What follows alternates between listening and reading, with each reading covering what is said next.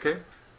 Another question is that in your theory of evolution, that the whale evolved from a land animal, that to me is a silly teaching, a silly belief, okay?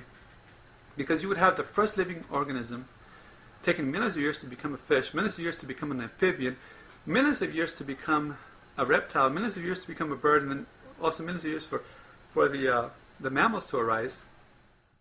And then finally you've reached land, finally you got there, and now evolution decides to take this giant type of rat, it seems that I've seen in some videos, and it goes back into the ocean to evolve into a whale. Now that is silly.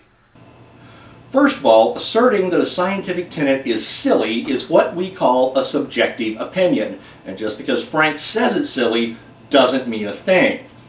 By the same token, I happen to think that the story of Noah and the ark is quite silly. Now let me ask you this, Frank. Does the fact that I think that this sacred biblical story is silly diminish the truth of it to you? Moving on.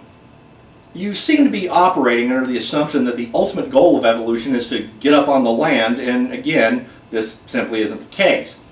The truth is that evolution has no goal.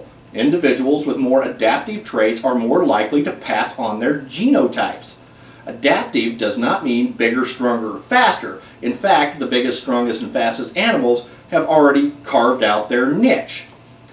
So a species will have to find something else that gives it an advantage and helps it survive. Getting smaller, for example, would mean that less food is required to sustain a single individual. You could also find an alternative food source, sort of like the termites did. So, is living on land really that adaptive? Well, if land gets too crowded or infested with predators and disease, you might have to go to the shores to try to find food. And if the shores get too crowded, each generation might have to swim further and further out to sea to find food. After developing a body that is more adapted to swimming, the organism might have trouble operating on the land and eventually give up the land altogether. The most interesting part of this question, in fact perhaps the most interesting part of your entire video, is that you actually answered this question yourself. That would also take a long period of time, millions and millions of years. You got it, buddy. The evolution of whales took millions of years. However, I suppose that if one were to start from the assumption that the Earth is only 6,000 years old, the evolution of whales might be a difficult thing to grasp. And again, Frank, if you're going to stubbornly cling to this young Earth mythology, despite the fact that all scientific, objective, and verifiable evidence points to the contrary, a discussion with you about these things is fruitless. Symbiosis, okay, is the last question. Symbiosis seems to strike a fatal blow to the theory of evolution. You would have to have living organisms depending on other living organisms for their survival, right? Again, Frank, you're asking a question based on a false assumption.